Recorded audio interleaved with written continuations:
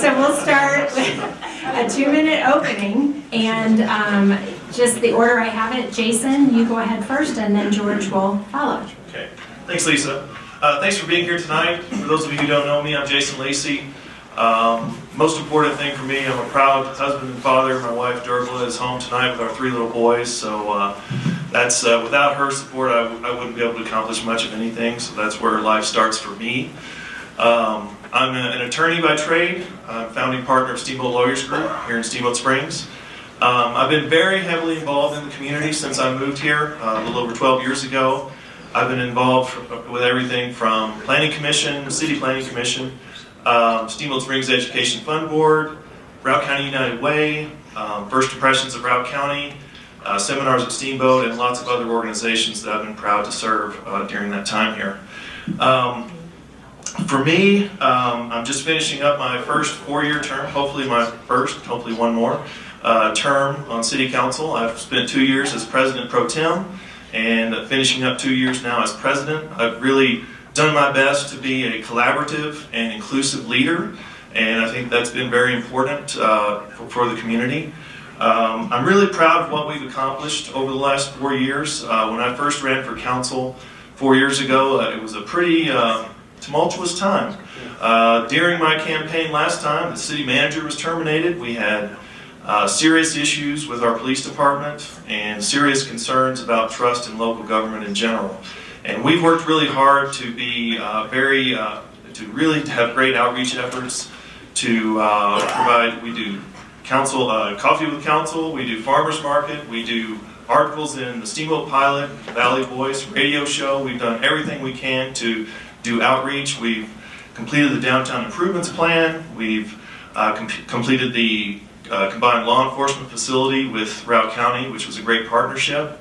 And after over 20 years of community planning efforts and one failed annexation, the West Steamboat Neighborhoods annexation occurred, and that's the end of my time. So I will stop. Thank you.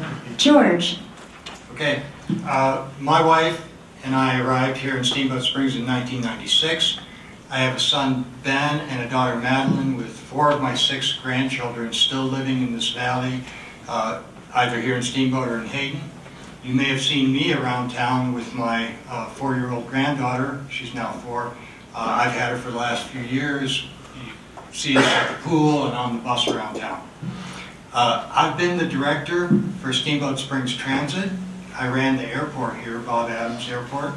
I served as the Transportation Commissioner for Northwest Colorado, and my consulting clients have included Steamboat, Aspen, the Aspen-Pitkin County Housing Authority, and many others around the state. I'm running for council because I want to represent my community, my neighbors, and my friends. We have some concerns about the way things are going. I think you may agree. Great as we are as a community, we've got some problems. Look at Lincoln Avenue. It's more packed every summer, while we add homes and businesses to both sides of the bottleneck. Widening Lincoln Avenue to Elk River Road to 4-lane profile could help, but we don't have a plan for that yet. It's not proceeding through the funding process for the state. We need to get going.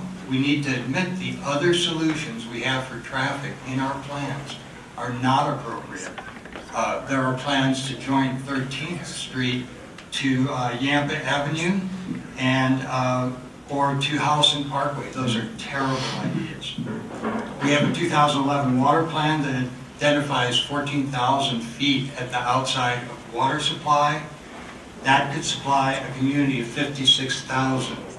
We're growing, we're doubling every 20 years right now. We will hit that limit in 40 years. We have some serious problems to confront. Does it sound crazy? There were only 75,000 people, or 7,500 people here when I moved here. Thank you, George. We're having a little, are you guys hearing a little feedback? Yeah. Am I too loud? I'm wondering if we turned off, sorry about this. Sure. George, I wonder if maybe you'd be able to Yeah. Let's give it a chance. Yeah, let's just give it a try. Okay. So let's start, and George will do this first question. You can answer first. So when City Manager Gary Suter presented the 2020 budget to council, he stated, "We have a highly dependent sales tax budget, and that translates into risk. Should we be concerned about that sales tax dependency and risk? And if so, what would you plan to do to change that dependence and diversify the city's revenue streams?" Okay, sales tax is a risk. We're highly dependent on it. It was in 1978, the city abandoned any property tax and went strictly to sales tax, and we've lived on that now for over 40 years. I know that there are aspects of it that are regressive. I think we can rebate to seniors. We already do rebate sales taxes to seniors. We can extend that program to others. But I think we're a strongly sales tax dependent community, and we need to maintain that. Property taxes are a possible addition to our funding spectrum, but I want a long-term plan. I don't want to do it piecemeal, funding this department, that department, every year with a property tax. I want to know how much property tax we're going to have in the long term. Thank you. Jason? So city staff has been showing us projections over the past few years that show we could be having a serious crisis with sales tax being our main revenue source in the very near future. The reason that, one of the reasons that I think that we need to look at other revenue sources is because, and you're actually seeing that with our fire question, which you're going to hear about next. When the sales tax change was made back in the late 70s, it made a lot of sense because visitors at that point were paying for 60 to 70% of the sales tax at that time. Now that script has flipped, and we're really seeing more locals are really accounting for more like 60 to 70% of those sales tax numbers now, depending on who you ask. That's not sustainable, and we need to find a way to have others, second homeowners and people like that, to help pay for some of our needs. And that's why things like, I think the fire question we have on the ballot is an important thing for us to do. Great. Okay, Jason, the next question. In the most recent Steamboat Springs Community Survey, which I think was 2017, That's right. 77% of respondents rated the availability of affordable quality housing in Steamboat as poor. 59% rated the availability of affordable quality childcare and preschool as poor, and 53% rated cost of living in Steamboat as poor. Do you feel city government should play a role in making Steamboat a more affordable place to live? And if so, how? I do, and I think you identified really the main cost challenges that we have here are the big three: are housing, childcare, and healthcare. Those are the big issues of cost that drive the high cost of living here. And I've been supportive of, for instance, the property tax levy that the Housing Authority imposed a few years ago. The voters approved that. That's something that I think is very important. We need to have more funding for low-income housing such as that. The city already provides community support for child care needs. We provide funding to First Impressions for scholarship money for low-income families. We need to continue that, and it would be great if we could expand that as well. We always have a member of City Council on the First Impressions Board of Broward County, so they can lobby the state to get more funding to help us with that too. And I'd like us to look at some other unique options that other communities like Summit County has done with the Peak Health Alliance to see if there are ways we can help lower our health insurance costs as well, because I think those are the big three issues.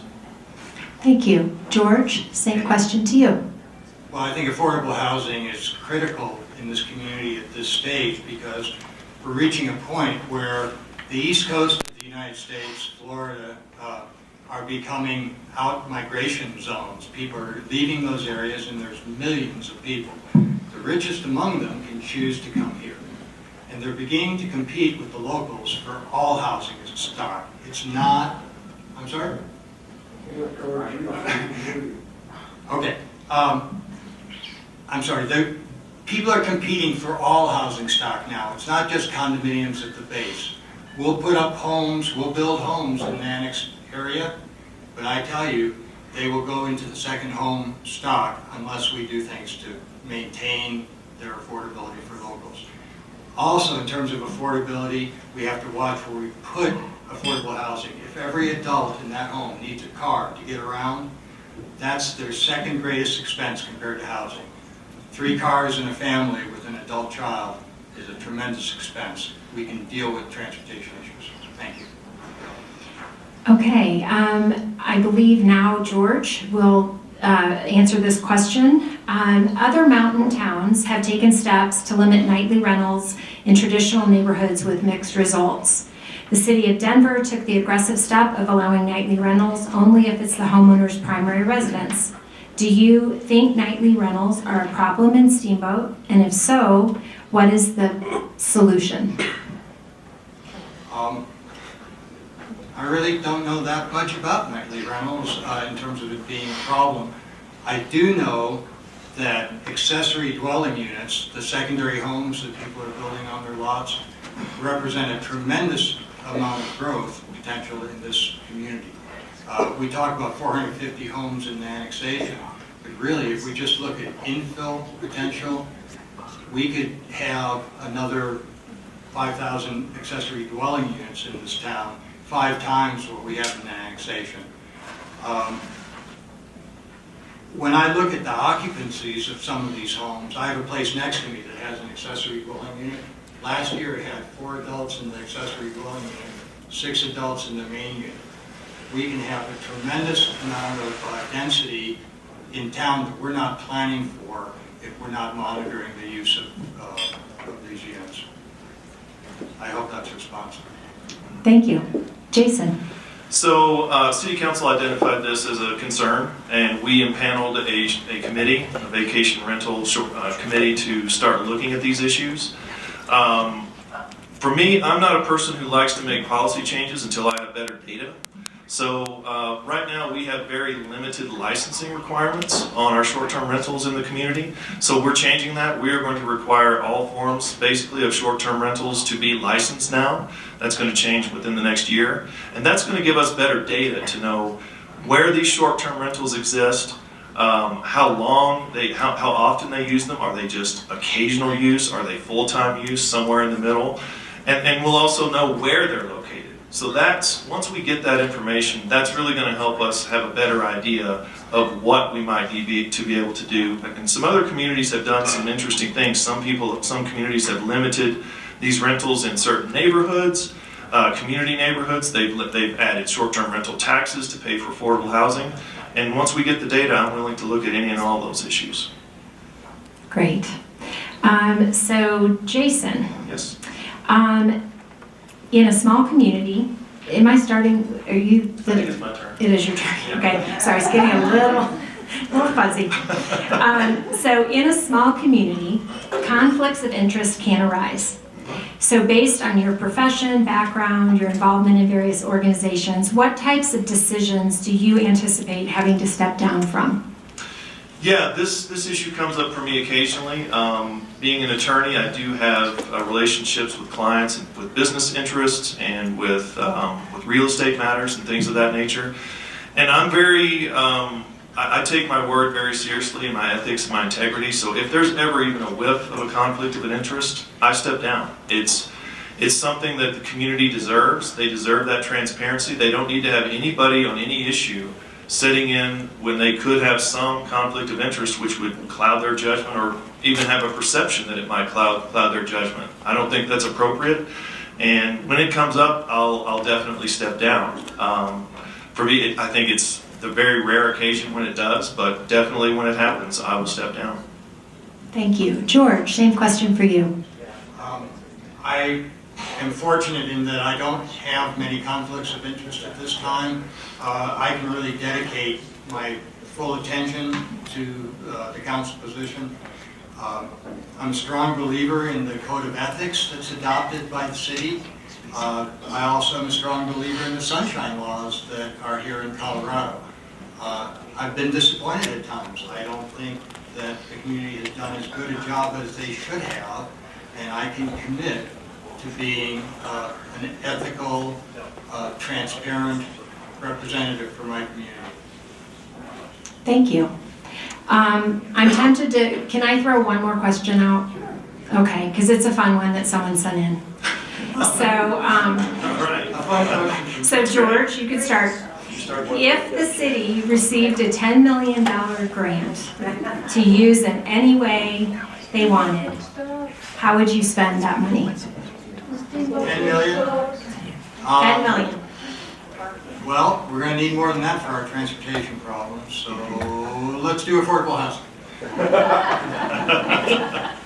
Okay, Jason? So I would probably split that up between some affordable housing projects, hopefully in partnership with other community partners such as the county, school district, and others that might be willing to join us. I'd also like to find a way to help improve our parking. I think that will be, as growth occurs and more visitors arrive, I think we need to look at that as well. And I think we have some transportation projects that we are actually planning to fund. We keep getting monies from developers when projects are approved. We are working with CDOT on getting grants to help us with those, and I think that we could both fund some road projects and also expand our transit program, especially to help those low-income people that rely on it. Thank you. Okay, well, we're down to 1 minute closing statements. So George, you get to start and Jason will close. Well, thank you again for the forum. I hope every one of you is going to vote for me. Please do. It's really an honor to be here and to speak to you. I have a website, krozoff.com. You know, when we're talking in 1 minute increments, it's pretty hard to get everything in. Please visit my website, make a donation. I cannot run without local support. I'm not going to do this by myself. So please support me. And then in terms of, you know, one of the things I heard from the school board was, let's be data-driven. That's what I would like to do. I'm a mathematician by trade. I'd like to look at our problems in terms of, as a mathematician, and plan for the future on a solid basis. Generalities are easy to agree on. We know we got to be a great community. How are we going to get there? Thank you. Right. So you've heard a lot about some of the important issues that matter to the community tonight, but really this discussion only scratches the surface on all the things that we decide on a weekly basis at City Council. The city is involved in so many ways in this community, in so many departments, and for me, the success of the city really depends on a lot of factors. It depends on having a strong city council, it depends on having a great city staff, it depends on having a really engaged public, and having good relationships with our community partners. And I feel like we really have that right now. And I would love to continue as your representative for 2 more years to help move Steamboat forward. I feel like my background and experience makes me uniquely qualified for this role. And I would really appreciate your support for 2 more years on November 5th. Thank you very much.